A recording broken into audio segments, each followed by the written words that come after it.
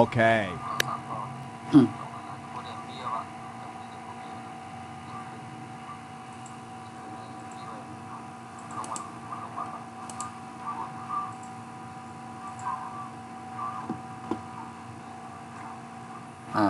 ถามนะจะพูดที่อ่านด้วยที่อ่านนี้กูตัวคือมันตกก็เก็บตัวถึงห้องนู้นนะที่อ่านด้วยที่อ่านนี้นะเสียงมันนะพอรู้เห็นเขาแจกก้อยก็ตีเลยแจกเสียงมันแมนนะไปถามด้วยนะไปถามด้วยจะพูดที่อ่านนะกำเนิดไปอ่านจำก็แล้วนะไปทำด้วยเสียงจะพูดที่อ่านนี่นะกอไก่ขอไข่คอขวดคอควายคอคนคอระฆังงองูจอจานชอชิงชอช้างซอโซ่นะตัวจอมนะอันเมาจะพูดจีแล้วก็เสียงผู้อ่านตัวจอมตีจะพูดจีนะชอเชอนะตัวนั้นเนี่ยที่อ่านว่าชอกระเชอก็เลยชอเชอก็เลยนะอันจะพูดเต็มเมื่อเนี่ยจะพูดเต็มว่าชอเชอนี่มันอ่านง่ายดีนะมันต้องง่ายแล้วมันเสียงมันยาวนะเพราะชอกระเชอนี่มันเสียงมันได้ยาวกว่าอีกมันได้อ่านยากนะชอเชออะไรก็เลยตัวนี้นะอันนี้ยอผู้หญิงนะนั่นที่อ่านว่ายอหญิงอะไรก็เลยนะยอหญิงก็เลยยอผู้หญิงก็เลยตัวนี้กันนะเพราะที่อ่านนี้แมนได้เป็นยอผู้หญิงนี่นะตัวนี้นะยอผู้หญิงดอชดาตอปัตตักทอฐานทอนางมนโททอผู้เท่านอเนนดอเด็กตอเต่าทอถุงทอทหารทอธงนอหนูบอใบไม้ปอปลาพอพึ่งฟอฟ้าในตัวฟอฟ้าเนี่ยนะฟอฟ้าในตัวนั้นนะมันจะคู่พาเมื่อกี้นะจะคู่จำมันเป็นพอพาเต้เพราะอ่านเต้มันเป็นฟอฟ้านะใน Photoshop มันเตรียมฟ้ามันจังเตรียมอะไรจะพูดว่าเตรียมเป็นผ้าแล้วนะฟอฟ้าพอพาน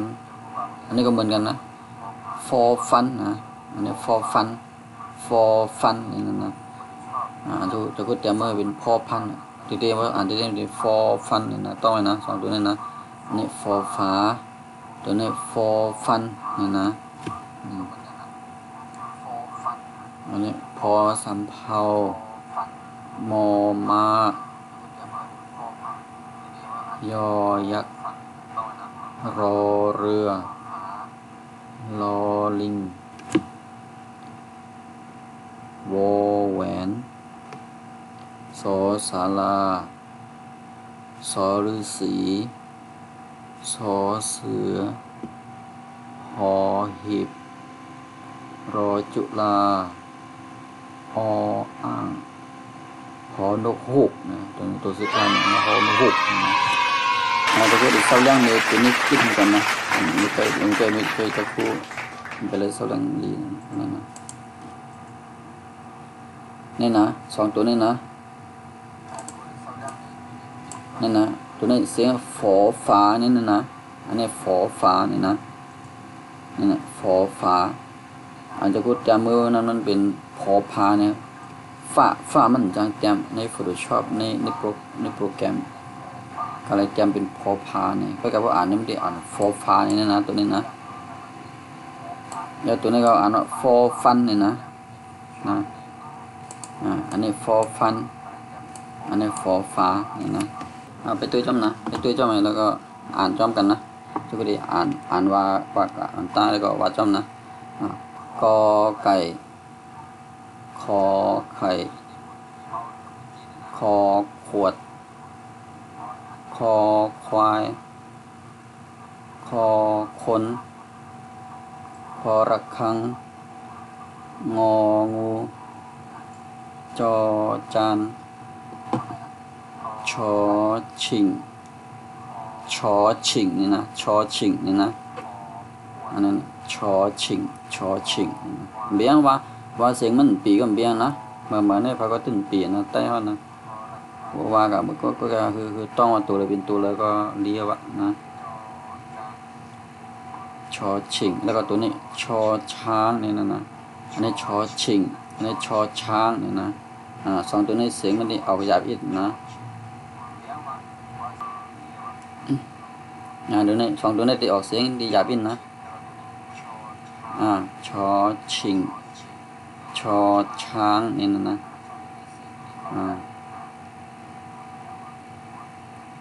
เบี้ยงเสียงมันปีเบี้ยงนะคือมันคือต้องไว้ว่าตัวอะไรเป็นตัวอะไรก็เลี้ยวตัวสุดท้ายเนี่ยซอโซ่นี่นะตัวสุดท้ายเป็นซอโซ่นี่นะตรงนี้นะซอโซ่นะนี่ซอโซ่นะ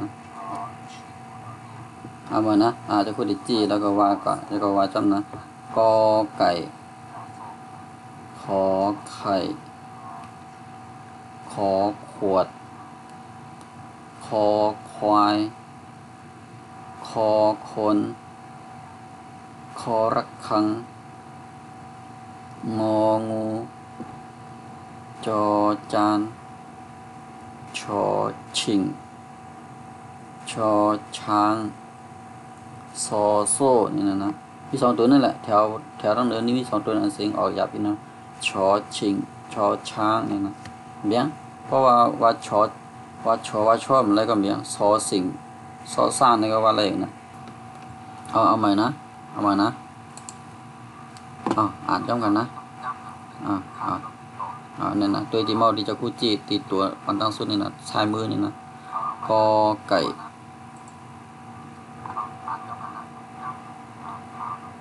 ขอไข่ขอขวดคอควายคอคนคอระฆังงองูจอจานชอชิงชอช้างซอโซ่เอาใหม่นะกอไก่ขอไข่ขอขวดคอควายขอคนคอระฆังงองูจอจานชอชิงชอช้างซอโซ่เอามานะเดี๋ยวจำนะจะพูดเอาเมาจีนะกอไก่ขอไข่คอขวดคอควายคอคนคอระฆังงองูจอจานชอชิงชอช้าง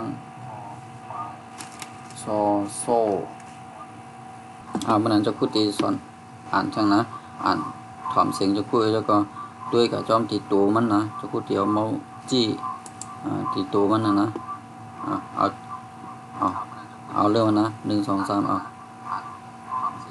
ตัวตั้งสุดนะกอไก่ขอไข่คอขวดคอควายคอคนคอระฆังงองูจอจานชอชิงชอช้างซอโซ่เอามาเอาแท่นะตัวจำนะเอามาว่าแท่นะตัวทั้งสุดนี่นะเอาตัวที่เมานะแล้วก็ถ่อมเสียงจะพูดกับจำแล้วก็ด้วยกับจำนะแล้วก็วางกับจำ1 2 3กอไก่ขอไข่คอขวดคอควายคอคนคอระฆังงองูจอจานชอชิงชอช้าง ซอโซเอามาเนาะตัวนั่งซึ่งนะเอาตัวนั้นตัวนั้นกอไก่ขอไข่คอขวดคอควายคอคนคอระฆังงองูจอจานชอชิงชอช้างซอโซ่เอามานะตัวจำนะตัวดิจิตัวดังสุดนะกอไก่ขอไข่คอขวดคอควายคอคนคอระฆังงองูจอจานชอชิงชอช้างซอโซ่เอาอ่านอย่างอินเนาะอ่านนี้ก็เรือเนาะทำไมเนาะอ่านนะตัวจำนะเอาอ่านนะที่สอนนะ1 2 3กอไก่ขอไข่คอขวดคอควายคอคนคอระฆังงองูจอจานชอชิงชอช้างซอโซ่1 2 3กอไก่ขอไข่คอขวดคอควายคอคนตัวนี้คอคนนะคอระฆังงองูจอจานชอชิงชอช้างซอโซ่กอไก่ขอไข่คอขวดคอควายคอคนคอระฆังงองูจอจานชอชิงชอช้างซอโซ่นี่นะตัวสุดท้ายเนี่ยซอโซ่เนี่ยนะทั้งกันนะ1 2 3กอไก่ขอไข่คอขวดคอควายคอคนคอระฆังงองูจอจานชอชิงชอช้างซอโซ่นะ